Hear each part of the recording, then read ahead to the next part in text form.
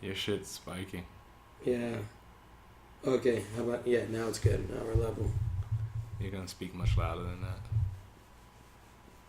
Hello. Hello.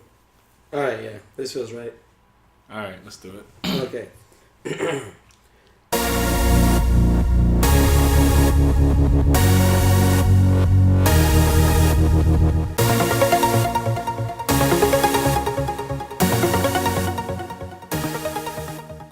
What's up, everybody? Welcome to the Smoking Table, episode 22. Well, I'm Dre. And I'm Jay. And it's only us two here today because one of the things that we are doing to start the new year is to actually try to go out and do some actual journalistic work. So, Deric the Jedi today is on location for us. And hopefully we can see if we can score an interview with Ted Cruz. He's at the Cruising for Caucus event up in Storm Lake, Iowa, that is set to start in about 15 minutes, 8:15 p.m. Central Time, which is about 9:15 our time. So we're going to hope to get some action from Mr. Cruz here. And matter of fact, let's go ahead and see if we can call Deric the Jedi, see what's going on. All right, let's see where Deric the Jedi is right now.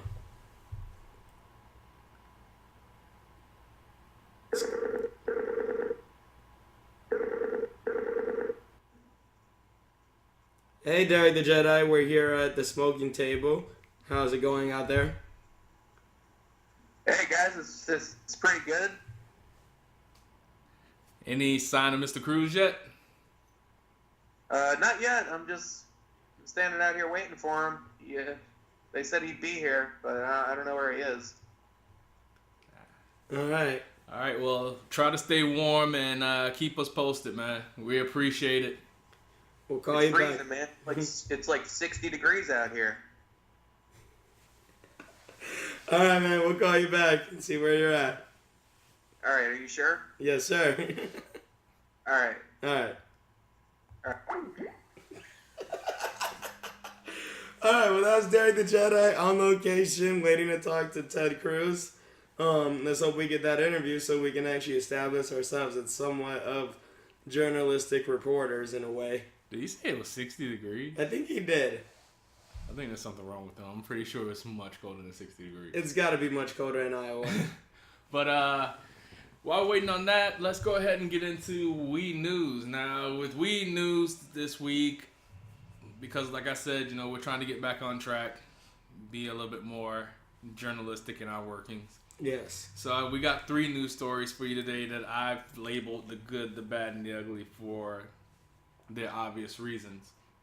So let's go ahead and get into the good and tell everybody that medical marijuana is looking like it is going to be on the November ballot. I mean, it's not anything that any of us didn't feel like was going to happen, but I mean, at this point, United for Care are reporting that they have 900,000 petitions that they've sent to the supervisor elections, only needing 683,149, but I mean, an extra 300,000 to cover the margin of error sounds about right. So, I mean, with that, I mean, it looks like medical marijuana will be on the ballot in November. That's awesome. So make sure you get out there and support it. I mean, getting on the ballot is one thing. Now, of course, anybody who remembers the battle back in 2014 knows that the next phase of it is basically going out and educating the people and trying to combat the negative ads that we all know are going to come. I mean, the mistake that a lot of people have made last go around was underestimating the negative onslaught, because I mean, it came so late in the election cycle that when it did hit, nobody had an answer for it. But I mean, step 1 before step 2. Congratulations to United for Care, and it looks like we're gonna have medical marijuana on our ballots this year. So that's awesome. Now we just got to take the initiative and vote for it and have it pass. Yeah. On to the bad in Florida medical marijuana news as well. The medical marijuana legislation that passed back in 2014 looks like it has another hiccup in its way. Now that the sites have been awarded their licenses to grow, the 5 different sites for the 5 different regions of Florida, the backlash that everybody and their mama saw coming is now coming. I mean, there's 14 different cases that have been filed challenging the rulings of the 5 companies that got the medical marijuana licenses, which will tie this thing up in the litigation for probably another couple of years. So let's go ahead and break this down into general terms for you. The bill that was put together in January of 2014 and signed in the spring of 2014 that was supposed to be implemented in the winter of 2015 now looks like it won't ever go into effect before the medical marijuana bill that's on the ballot supersedes it. So what does that mean? I mean, it basically means that the medical marijuana bill that is going on the ballot next year will supersede and encompass the bill that's already on the books. So before they ever sell a vial of non-euphoric CBD oil, that bill will be null and void. That bill will be taken over by the bill that's probably gonna pass in this November. Oh shit. So basically, all the pandering and all the bickering back and forth that the legislature has done over the past 2 years was successful in making sure that this wasn't passed by them. Damn. That's crazy. They will have effectively done nothing. Politics are awesome. And keeping with Florida politics, in a sense, we get to my last story, which is the ugly.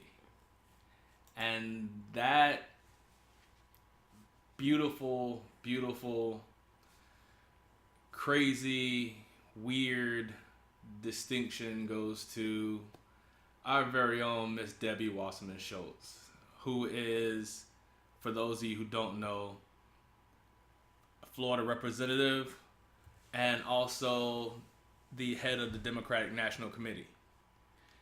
Florida can't take the full blame for Miss Washington Schultz and what I'm about to read to you, but because she did grow up in New York, Long Island to be exact, but she represents us now, so just here's another crazy nutcase head of Florida. So Miss Wasserman Schultz was recently interviewed by the New York Times because she's from New York and she's head of the DNC and it's an election year. And being that New York has already passed their medical marijuana bill and Florida is coming up this year, New York Times Magazine article writer Miss Anne-Marie Cox decided to ask the Congresswoman about marijuana. So here's the shortened Q&A that they edited and posted. And let me just get into it. I mean, there's no prefix for this. All right, so question number 1 is that they asked her, you're one of the dwindling numbers of progressive politicians who oppose legalization of medical use marijuana. And they asked her where that came from, and she basically said that she doesn't oppose medical marijuana. She just doesn't think that we should be legalizing another mind-altering substance. Tell me if this sounds familiar. Not necessarily from the Democratic Party, but she doesn't believe that we should be legalizing another mind-altering substance if we don't want people to travel down the road of using drugs. We have a resurgence of drugs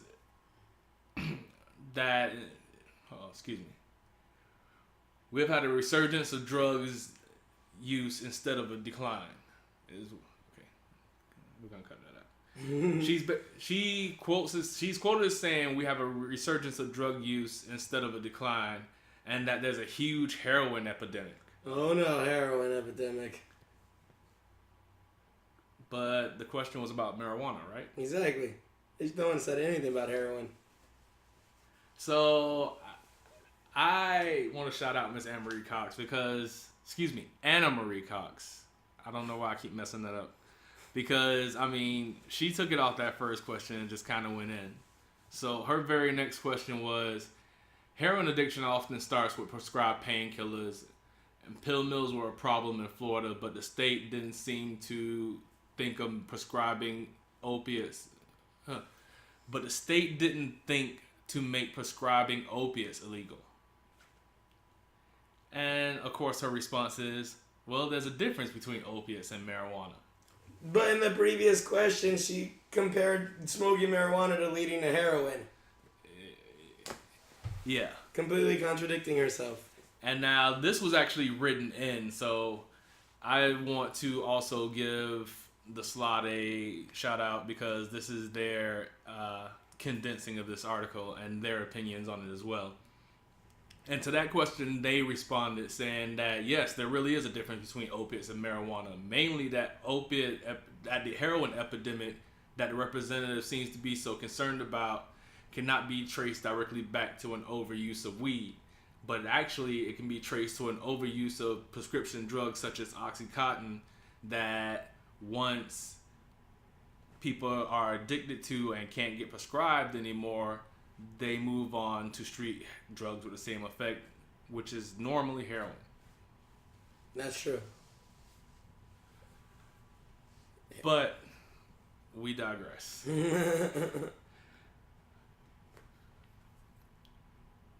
So Anne Marie Cox kind of let that go, and she basically just kind of pressed that, Debbie Wasserman's opinion still doesn't necessarily line up with the Democratic Party.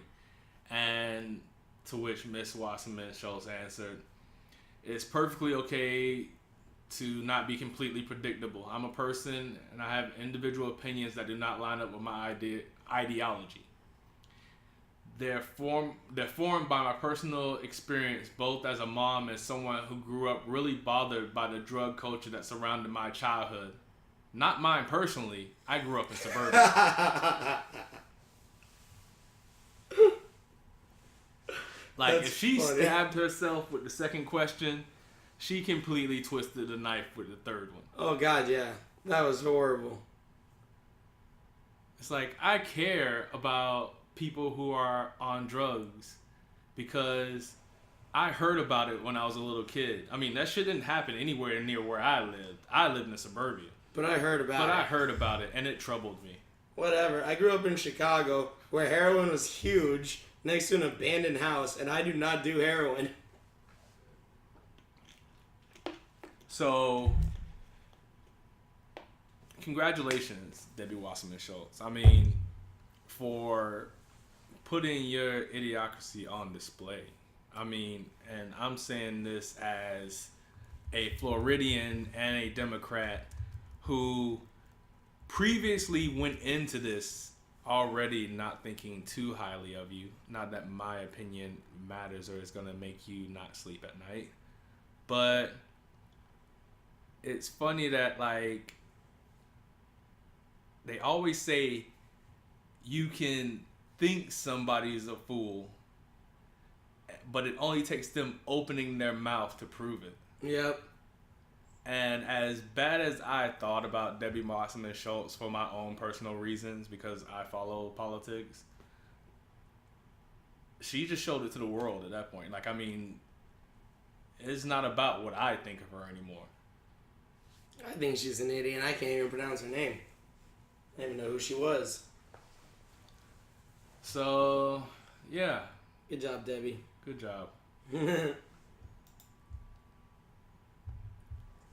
All right. It's 9:17. The event probably just started.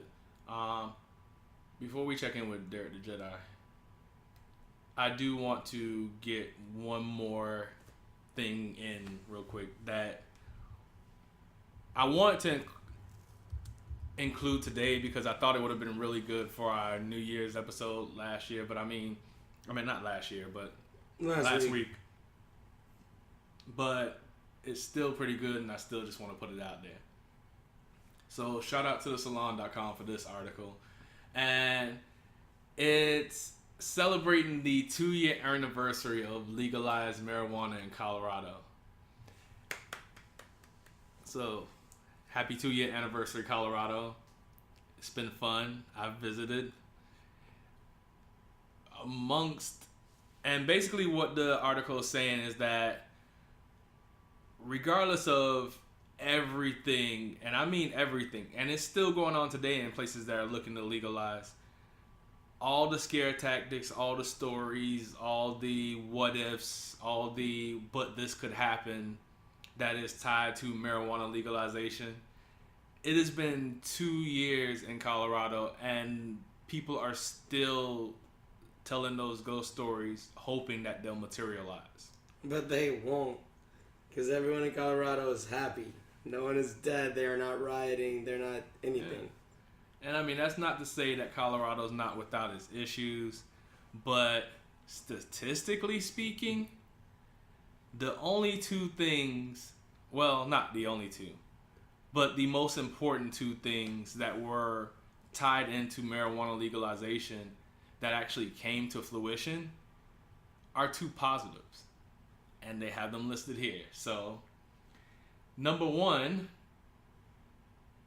is that marijuana-related arrests have dropped 80%.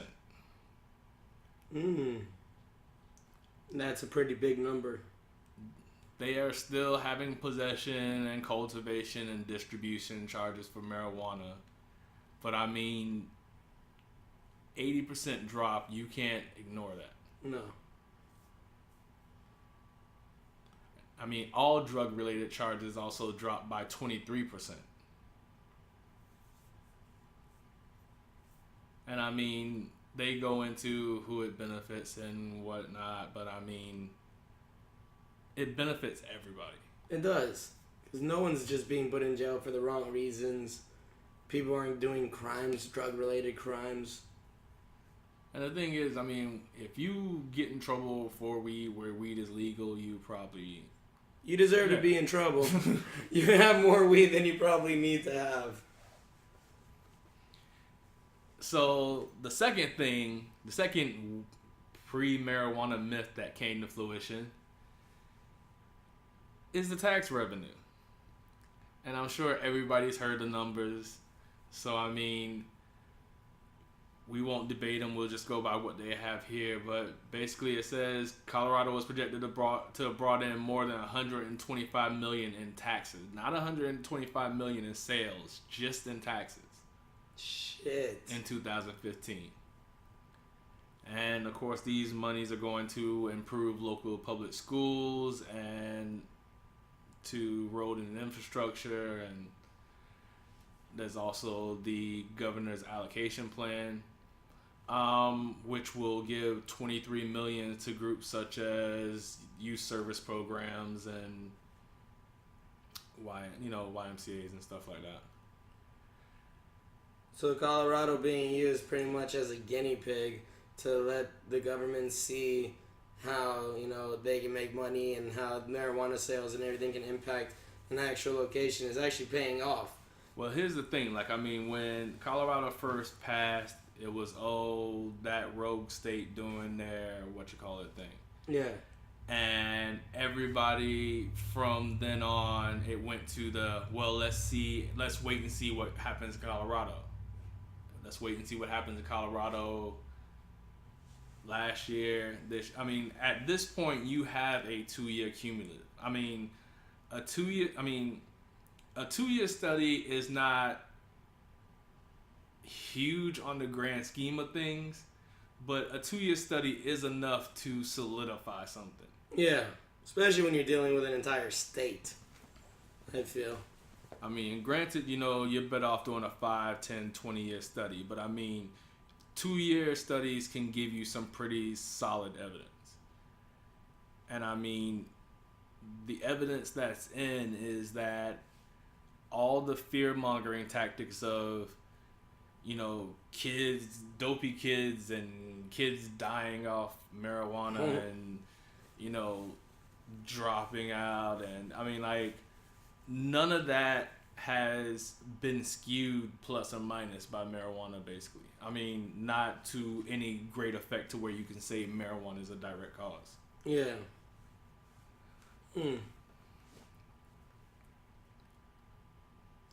Well, that was crazy. Congratulations, Colorado, on still being alive. Watching 5 years, it all just collapses. But by that time, we thought everything was perfect. I'm not even going to talk about it because it sounds bad. It's a bad idea. Alright, Nothing's gonna collapse. No, that'll be fine. What's going on is basically the best and worst case scenario, which is that nothing changes. Nothing changes. Everything stays the same. As far as day-to-day life goes, I've visited Colorado many a times before and after weed was legal. Still the same. It's still, There's new stores. Alright, well, how about staying on the politics side? We check in with Deric the Jedi and see how he's doing. Yes, actually.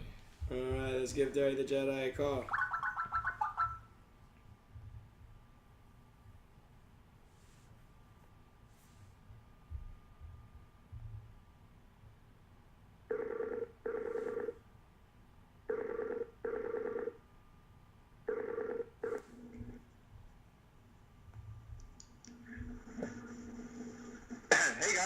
Hey Deric, how's it going out there? Cold as fuck. Are you outside? Are you not inside listening to Ted Cruz? Yeah, I'm outside the... What? So are you not inside listening to Ted Cruz? What? Are you inside listening to the Republican presidential candidate Ted Cruz during his conference thing? You're breaking up. Are you listening to Ted Cruz? Who the fuck is Ted Cruz? Ted Cruz. What do you mean, who is Ted Cruz? Ted Cruz is the Republican candidate that you're supposed to be trying to get an interview with.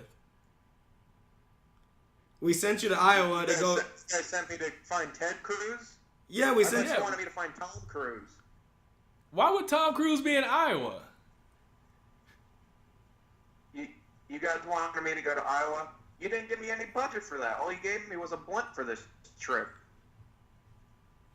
Well, you were just supposed to go to Iowa. So where are you right now then? I'm at the Scientology building trying to find Tom Cruise.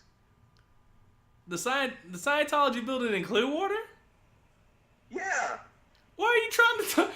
Why would Tom Cruise be at a Scientology building at 9 o'clock on a Wednesday night? Just a random Wednesday. I don't know. Maybe it's his thing to come to Florida on a Wednesday night. I don't know. He's rich. So you're not in Iowa. You're in Florida still. You haven't even gone very far, and you're trying to interview Tom Cruise. You didn't give me very much budget. I had to take my own cab here. You only gave me a blunt to smoke up. That's all you gave me. I didn't know I was supposed to go to fucking Iowa. God damn it, Dad. All right. You know what? Hey, it's cold as shit out here. You can't send a Floridian in 60-degree weather without no jacket. We thought you were going to Iowa. I thought you were cold because you were in Iowa. I knew there was something wrong. Now, wouldn't it? All right, Deric. We'll check back with you later, okay? You know what? See if you can get an interview with Tom Cruise. Try to find Tom Cruise. I'll try to find Tom Cruise, but you guys owe me at least $50 for these cab rides. God damn it, Deric. Son of a bitch. Look for Tom Cruise, Okay, Deric.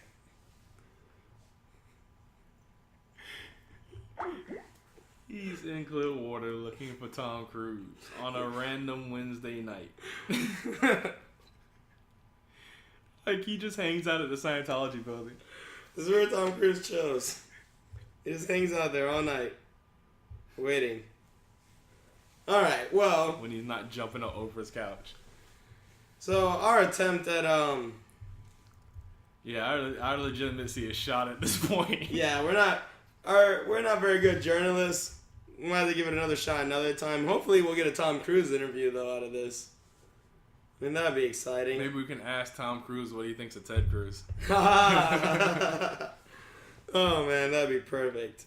All right. Well, while Deric the Jedi is freezing his ass off trying to find Tom Cruise in Clearwater, we're gonna move on to sports. So, for sports, we have some pretty cool stuff. First off, I'd like to just say, remember the Smoking Table Fantasy League that we had created in the beginning of the season? Geez. Well, it finally came to fruition. Finally ended, and sadly, Yoshi won. It's not even sad that Yoshi won. I have no problem with a female winning a fantasy football league or anything like that. The shit that pissed me off is that she was like 2-10 through the season? 4-10. 4-10 through the season. She was in 6th place. And because she just inked into the playoffs. Barely made it. And won the championship. Won everything. Beat out Ronnie, who was 11-3 the entire season. Won the only games that mattered. It's crazy. She actually won. I came in 3rd. I came in 5th. It was my worst season ever. It was bad. I wasn't very happy about it. Next season better, I bet. Alright, so into real sports. I just learned this phrase. I thought of it as a stock market phrase or a saying, but somebody said it to me the other day that Black Monday happened. And the NFL has its own Black Monday, which is when coaches and coaching staffs and general managers all get fired and shown the door in the NFL. Which I didn't know about until today either, but as a 49er fan, I personally am happy about it. I bet you are, because Jim Tomsula, after one season, did get let go. After half a season, he needed to be let go. The best part is now, though, that Mike Shanahan and Chip Kelly are both interviewing to be your coach. How is that the best part? Because the Packers still have our original coach. That's like a coin flip. I so hope we land on Shanahan and not Kelly. Oh, God, anybody would. Nobody would want Chip Kelly. Why would you want Chip Kelly on your team? So, it's only looking up for you. The reason of even going after Chip Kelly would be to get him for cheap, because his family still lives in Oregon and San Francisco's in Northern California. Yeah. I don't think too many people are going to be looking at him anymore. He had 2 10-win seasons, which honestly on paper doesn't look that bad. You're 10-6. That looks pretty good, but NFC East, man. Yeah. NFC East can suck as a conference, but they're like the SEC. They just beat up on each other. Mm-hmm. It's a tough conference, even if everybody else is whipping boy. Yeah. Even if the whole conference sucks and they're beating everybody else's ass, you're still battling for wins in that conference. Which sucks for Chip Kelly. Yeah. And for the Giants, because also, not that he didn't get fired, but he left. Yeah. Tom Coughlin, after 14 years with the Giants. Tom Coughlin, man, he I don't know. I think Strahan's gonna give him a job on the show. Oh yeah, for sure. I would love to watch. Get rid of Kelly and do Coughlin and Coughlin. No, you gotta keep Kelly. It'd be Michael Kelly and Coughlin. We're not gonna use his first name. No. He's gonna be Coughlin. Michael Kelly and Coughlin. He just sits in the corner. But he said that his choice to leave was his choice and it was better for the team. I feel like the team was like, hey, we need to get rid of you. Let's not do it embarrassingly. Just go ahead. I think it was his choice to leave after last year. Because last year, it's a thing. Every 2 years, they're fire Tom Coughlin. And last year was the last time that it happened. And everybody thought he was going to get fired and he didn't. And I thought surely they were like, we'll give you another year, but after that, you got to give us our word of just stepping down. Yeah, just leave. Yeah. Do it. Just go. He says he's still interested in coaching maybe, but I don't think he's going to be fielding too many offers. And that's the other reason why I think that it was New York kind of, pushing him out the door, because he still wants to coach. Yeah. I say maybe get a nice, cozy offensive coordinator job, sit up in the booth and just chill. No, that's not Coughlin's style. That's not Coughlin's style. If anything, I think that he would go to college to take on even more of a workload. That'd be crazy. Because in college, on top of just like game plan and scheduling and everything, you got to deal with traveling to recruit and all that stuff. Yeah. And like he's, but God bless him to be in his 70s and be able to do that. He's gonna die coaching. All right. So after that happened, we also have the Browns who fired Mike Pettine, which he went 10-22 as the Browns coach. So, I mean, it makes sense that he was gone. Now, with that firing, the one thing that comes to my mind is that Manziel's gone. Oh, Manziel's definitely gone. Because there's no new coach that's going to come in there and say, I want to keep Manziel. No one wants to keep Manziel. And not only that, the general manager, Ray Farmer, also got fired. So there's absolutely nothing backing Manziel anymore. So now they're looking at a new head coach, a new general manager, and they're going to have to find a new quarterback. Because they let Brian Hoyer go. Yeah. Oh, for Manziel, which was stupid. Like, in the beginning, you could tell you didn't want Manziel. And Brian Hoyer is actually in the playoffs now with the Texans. Mm-hmm. So, I mean, that makes them probably feel really amazing. The funny thing is that there's actually been rumors of Cap going there. That would be pretty cool. Because Kaepernick thrives in playing that Johnny Manziel style of football. He can teach Johnny Manziel how to play that type of football in the NFL. And not only that, but he can play some years running that kind of football. I think the problem with Johnny Manziel is, though, that it's not his football skills that need to be taught. It's him as a human being that needs to be taught. I mean, he can play football probably, but him as a person cannot handle being a football player. Yeah. He's not a good pick no matter who you have trying to coach him. I think Manziel needs to just sit back and not play football anymore. Yeah, everybody was saying, a lot of people are saying that he needs to go to rehab and take a break from football for a year. Yeah, it's too much for him. And him personally, psychologically, he can't take it, I don't think. Okay? He's too famous. He was so famous before he even became a football player that now he's even more famous, and he's not even doing anything football related. I think that he sees Gronk and thinks that he can do that. But he can't do that. He can't do that. He can't do that. Gronk's really good, and Gronk wasn't that crazy in his first couple of years. Yeah. He's developed being crazy. He let his craziness shine. Gronk let his craziness out after Aaron Hernandez went to jail, and there was only one catching tight end on the team at that point. You guys can't get rid of me. I'm a shit, okay? I'm good. I can fucking be shirtless with cats on me. I'm cool. Gronkowski's got it. All the Patriots do, actually. I hate the Patriots, but they can be that crazy people because no one's gonna care. Julian Edelman with his hipster haircut. What's his name? The coach. I can't remember his name right now. Bill Belichick with his cut off sweater shirt sleeves. But that's the thing. The Patriots are centered around Belichick and Brady. Belichick doesn't get easily rattled. No. Brady doesn't either. But when Brady does, he completely collapses. Like the Dolphins game that just happened? He collapses on the field. Brady looked like Tannehill, and Tannehill looked like Brady in that game. Yeah, it was bad. Tom Brady looked really bad in that game. And you can't just say it's because it's the end of the season or whatever. He got shook. It's actually lucky that it was at the end of the season because it usually happens in the playoffs. Yeah. There are very few past the Vinatieri kick game. The snow game. That was one of the last playoff games that I remember where Tom Brady willed his team to win. Where they were down and he brought them back. Yeah. other than that, if they're not winning, they're not gonna win. No.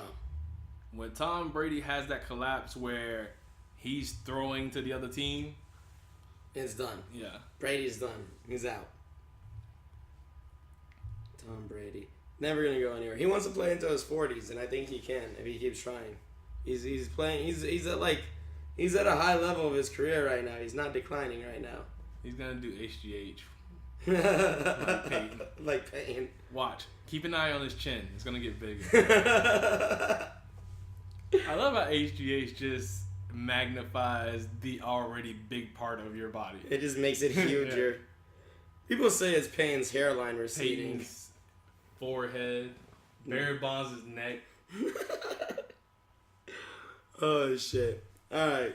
So, continuing in Black Monday, the Miami Dolphins interviewed Anthony Lynn for the opening head coach position, even though Dan Campbell, who's been the interim coach for right now, will get an interview. Got rid of Phil then. Yeah, but they're not looking at Dan Campbell still. They're probably thinking of keeping him as a tight ends coach. They don't think that he can handle being the head coach right now. Yeah, because, I mean, the Dolphins had, they had that one game, right after he became coach. That was like, oh, yeah. And then every other game after that was hit or miss. It's that game was the one game where they were firing on all cylinders, and you were like, this is how the Dolphins look on paper. Yeah, but after that, it just dwindled down. His excitement wasn't there anymore. So I feel like him being an assistant head coach with maybe Dan Campbell being there, but also Adam Gase, the offensive coordinator for the Chicago Bears, got offered not one, not two, but 3 head coaching positions for the Dolphins, the Eagles, and the Browns. And he's on his second interview with the Eagles. That's because the Bears are beastly this year, man. They were. And the one thing that I think will keep Adam Gase in Chicago is the fact that John Fox is the head coach there. Adam Gase worked with him in Denver. Yeah. Came over here to play with him in Chicago. And then Vic Fangio, who I don't know much about, but apparently he completes the super trifecta that people keep talking about, where the 3 best coaches right now are in the best team. So the Bears should be being something soon. And the best thing about it is that if you're the quarterback of that team, regardless of who you are, you gotta feel like they could turn you into somebody. Oh God, yeah, you got the Holy Trinity right there, and you should become amazing. If nobody can turn you into. If anybody can turn you into somebody, they can. Yeah, and that's the problem. I don't think they can turn Jay Cutler into something. Well, they had a good offensive year this year. Yeah. I mean, they were pretty decent. The defense. I mean, they're in the NFC North. Yeah, they're. How much you gonna gain when you're playing against Green Bay and Minnesota twice a year? Who are beasts? Minnesota is beasting this year. I'm not a Purple fan, but let me tell you, Minnesota has a good team building right now. Bridgewater, man. That's the one thing that I think a lot of people don't realize about the transition from college to the NFL. As a rookie quarterback, the one thing you need is a run game. Yeah. When Russell Wilson had Marshawn Lynch, when Cal Kaepernick had Frank Gore, if you got a running game to where the defense has to worry about the running game and can't just, full throttle open up on you because you're a rookie quarterback, yeah, you can do things. Jameis Winston with Doug Martin this year. And that's what leaves people like Derek Carr in the shadows, and because he was dependent on throwing Amari Cooper and whatever Jamarcus Russell. They had nothing else to do. They had to carry the team right off the back. Same with I think RG3. He was expected to carry the team solely on his back right after he started, and you can't do that. The offense has to be divided up. The same. I mean, I think that even with Mariota this year, you could see. In the beginning of the year, when Bishop Sankey was running the ball and stuff, the difference between the beginning of the year numbers and his end of the year numbers. Exactly. When it was okay, now Tennessee's back to being Tennessee, and their quarterback needs to win games for them. Yeah, you need that running back because no matter how many amazing receivers you have, that's still more work on the quarterback in the end. You can have all the weapons out there, but if you don't have a time for the quarterback to take a break and let a running back take some hits, then you're screwed. You gotta That's the way I see it. You don't want to be sitting there taking every single snap in a game because you're afraid to give it to your fumbling running back. True. Guy's gonna get hit by someone's elbow and drop the ball and fucking fling it backwards 5 yards. Don't give that guy the ball. I'm just gonna sit here and take, 30, 40, 50 snaps a game and get killed because I'm tired of fucking throwing. Just fucking kill me, guys. Alright, so that's pretty much what I got. What I've realized out of Black Monday, though, is that in the NFL, the word fire is not a real word. Because in real life, if I got fired from my job, I'd be fucked. Mm-hmm. You get fired from your job, you would probably be fucked. Yeah. In the NFL, it's not called getting fired. It's called taking a vacation. Yeah. It's like, Andy Reid, hey, you're fired. Hey, guys, I'm Andy Reid. I just got fired from the Philadelphia Eagles. Can I have a job? Sure. Oh, my God, 7 minutes of being fired. Yeah. It's not. When you're that high level of a sports person now, it's a vacation. And it's not even just that. I mean, it's like when you get fired, like they have guaranteed contracts, just like players. So I mean, even if you don't get all of that money, you still have a portion of that money that's being paid to you. I mean, if somebody's gonna be like, "Oh, we're gonna fire you, but we're gonna pay you, $300,000 out of the $1 million per year for the next 3 years that were left on your contract." Like, fuck yeah. Fire me. Fire me right now. I'd rather be fired than working if I'm going to get that. Matter of fact, before I go, let's just make sure that you have my very most current direct deposit information. Exactly. That's crazy. The word fire is not real. It's ridiculous. And not only do they have the contracts and the immediate job rehires for most of them, you also got pensions everywhere. They're perfectly set, no matter what. I would love to get fired from the NFL. Even players. Just get fired and chill for the rest of my life. Yeah. Why do you think that, players get fined? Because, I mean, you can do you're suspended for a game. You can't play. Okay. I'm cool with that. Don't matter. Oh, you gotta pay us $52,000. Still cool with that in some cases. Yeah. I gotta pay you a game check off the millions that I'm for a 3-hour afternoon. Exactly. Cam Newton willingly pays. Yeah, it's like a little over $5,000 per ball. $5,000 per ball that he gives away to a kid, and he's done it for every touchdown. Did you see the ball giveaway party they had last week? No. Last week's game when they fucking trounced the shit out of fucking Tampa. Oh yeah, they did, didn't they? Everybody, any touchdown that went in the end zone, they came to Cam Newton to find out who to give the ball to. Oh, really? They gave away every touchdown ball that weekend, regardless who. Running back, wide receivers, Cam ran for 2. They gave away all of the balls. You gotta go, it's balls. Everyone gets balls. Yeah, it's like Oprah. It's Oprah on the field. Oh, man. It was awesome, though. I mean, just to see the smile on the kids' faces. Because, I mean, I've gotten a ball once from a baseball game, but I don't really... I'm a casual baseball fan. Yeah. The tickets that I got were fucking free. Yeah, so... But, nobody gets NFL footballs at a fucking NFL you gotta football be game. Super, super close. And most people don't even give the balls. The ball carrier, the ball guy just takes it away. Yeah. Man, I'd go shit. I'd go crazy if I got a football from an NFL game. Football and basketball, I think, are the only 2 games. I mean, if a hockey puck goes into the stands, if it doesn't kill you, it's yours. Oh, shit. Alright, so after finding out all about that, about sports and Black Monday, I was super interested in it. I can't wait for the offseason because I want to see where players go, who retires, and so on and so forth. I want to know who we're going to get as a coach and what we're going to do in the draft because those are the 2 very different things. Last year, I was pretty happy with what we did in the draft. I didn't like so much what we did for coaching, though. Yeah. So hopefully we can get both of those right this year because, I mean, there's actually some good people coming out of the draft this year. Well, hopefully, I think you guys can get the coach. And then you can get to the draft. So I think the coach should be a number 1 priority. Yeah. So, I mean, getting Mike Shanahan... Oh, hang on. We have Deric calling in. Hey, Deric. Hey, guys, I found Tom Cruise. You found Tom Cruise? There's no fucking Yeah, way. it's the next best thing, isn't it? Yeah, no way, dude. You didn't find Tom Cruise. There's no way. Hey, what are you doing over there? Hey, Tom, what's up? Holy Hello? shit. Hey, who's this? Are these my gay thoughts? You found Tom Cruise? Catch me, gay thoughts. Deric, what is he doing?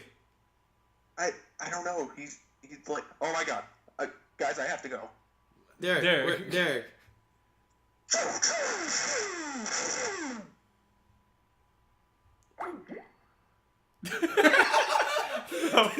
Did he just get photoned? I think Tom Cruise just photon beamed Deric. I think you just got jumped by a bunch of Scientologists. Oh man. Well, I hope Deric the Jedi's alive. That was pretty cool that he found Tom Cruise. You really think you found Tom Cruise? Huh? You really think you found Tom Cruise? I don't know. He might have just found a homeless man in Clearwater. Well, you found the fake Tom Cruise and he's really dead. Well, he's calling back. Hello? Guys, you're never gonna believe this. What happened? He tried to read my mind or some shit. Like, I'm outside the Scientology building, and he just approaches me like, you know, you heard, and he shot like a ray gun at me. Ray gun. He shot a ray gun at you? Yeah, those Scientologists, they don't fuck around, dude. They're rich. Where are you now? I'm in this room, and they're explaining how aliens started the whole universe. So you're around the Scientologists right now? Yes, and they can hear me, and this isn't going well with them, actually. Well, you should probably leave.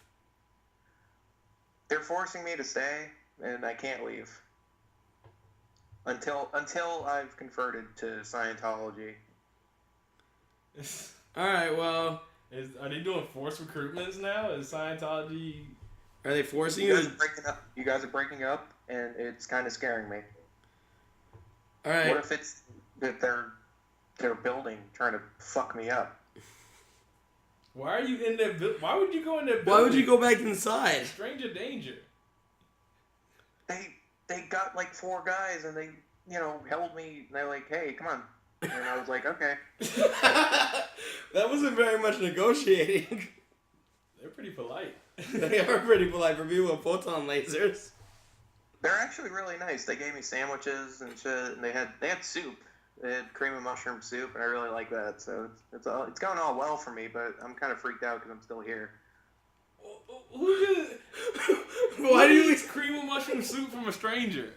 I like cream and mushroom soup, Jay.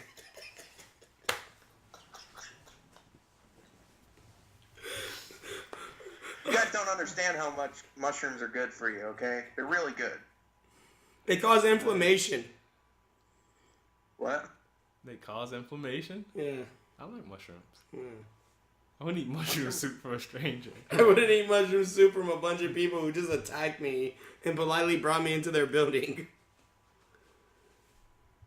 They were really nice, okay? And now I'm gonna be a Scientologist, guys.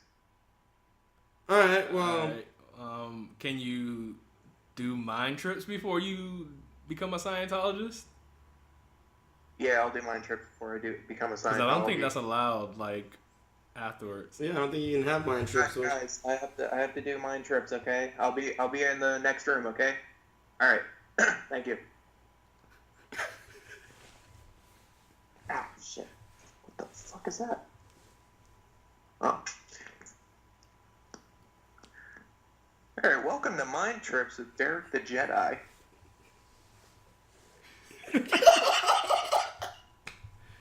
Coming to you I am live. in the Scientology building calling in to the smoking table, and I'm kind of scared and not scared at the same time. I'm going to be a Scientologist, guys. Okay. This is awesome. For We got some diversity. For our mind trips today, we're going to be discussing what species other than the human race would you like to rule the world? Which seems appropriate for this episode. Seems perfect. You're surrounded by a bunch of lunatic alien people. The species I'd like to rule the world would be the Scientology aliens. Because they are the rulers of all mankind, and you guys should know that. Oh, man. I don't want to be a... You guys got some better suggestions? I like the aliens. They seem really nice. Because they give you mushroom soup? Yeah, the cream of mushroom soup is really good. Okay, yes, I do have a better suggestion. Mine would be dogs. Why? I don't know. I feel like, dogs have clean mouths. They seem to get along with each other a lot. There'd be less war. Dogs argue all the time. Well, how do we know? We don't know what they're saying. They just be like, I'm a dog. You're a dog too. What's up, dog? It'll be like Planet of the Apes, except, Planet of the Dogs. Exactly. I also don't want to live in a world where it's socially acceptable to sniff somebody's ass to show interest. Yeah, like that. I think that's one of my pluses. Like, hey, I like you. What's up? You don't even have to have a conversation now. You just smell the ass. You're like, nope, I don't want to talk to this person. I don't like the way the ass smells. Or where fighting involves biting someone's neck and, like... Gouging out their jugular? Yeah. I mean... That seems really reasonable. The aliens do that all the time, and they're good. Yeah, we can do that as a human being. Well, what animal would you want to take over? Not dogs. Not dogs. Are you a cat person, Jay? I am a cat person, but cats are dicks, so I wouldn't want them to take over either. I like cats. I'm actually very much a cat person. I've owned more cats than dogs. But I hate cats. Cats are dicks. Cats are dicks. Can you imagine the world we live in if fucking cats are there? Yeah, because, at least cats up front about it. Humans always hide that they're dicks. Cats are... I shit in this box. And if you don't clean it, I'm going to scratch that bitch out onto the floor. Continue shitting in my box. You must clean up after me. I'm a cat. I shit in your house. I don't know, penguins. That'd be pretty cool. Just because... We don't have to have suits. I'm not a big fan of formal attire, but... I'm just interested in watching them do stuff that humans do with their hands because they have no fingers. Build me a house. Hold this hammer. You don't even have to build anything. Just hold this hammer for me. They can bend their fins. I think I could live as a penguin. I can flop around, man. Penguin overlords. You know the best part is? The ozone would be fine because nobody would have a car because everyone would just roll around on their bellies everywhere. They just glide around on their bellies to get to work. That'd be hard to do in Florida. Yeah, it would. Hot asphalt on your belly. The southern hemisphere wouldn't be inhabited. There's penguins in... Australia. Yeah. Emperor penguins. There's penguins in South Africa, too. I think it's cold in those places, though, because they're close to the South Pole. Mm-hmm. So, the bottom is cold, too. It's just the middle shitty area that's hot. Or, Mexico. We just happen to be the only state that has to deal with the fucking shitty area. Derek's really quiet. Are you okay, Derek? They found me, and they're asking me questions about what I'm doing, and I told them I'm, a part of the smoking table, but they really want me to back in the room, but I really don't want to go back. Have they brought out the e-meter yet? Yeah, it's like a probe thing. They told me to drop my pants. I didn't know they were probing with e-meters these days. They're not probing you with e-meters. I don't know what Scientologists you're hanging out with, brother. Yeah, there's something wrong with where you're at right now, sir. You might want to. You guys need to call me a cab and get me the hell out of here. Send your squad with guns and stuff. Well, we don't have a squad. We don't have a budget for a squad. Yeah, or guns, dude. We can send you a cab and make sure that they send their meanest cab driver. Yeah. Like, I'm really scared, guys. Get me out of here. I think it's gonna be about another hour and a half before a cab can actually get to you. Wait, guys. They have toast.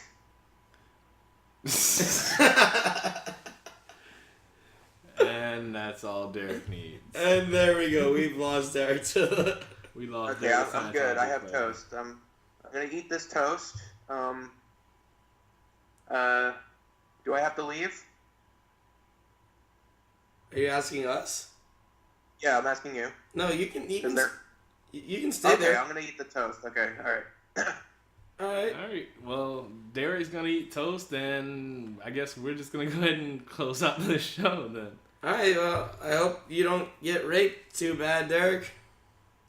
Me too. I hope it's really smooth and, not wet. I don't think the E-meter is supposed to go there. Yeah, don't let him put an E-meter up your butt, dude. Maybe you should... That's what they told me an E-meter is. Maybe you should debate that just a little bit, dude. Yeah, argue with it a little, man. Don't just go for it.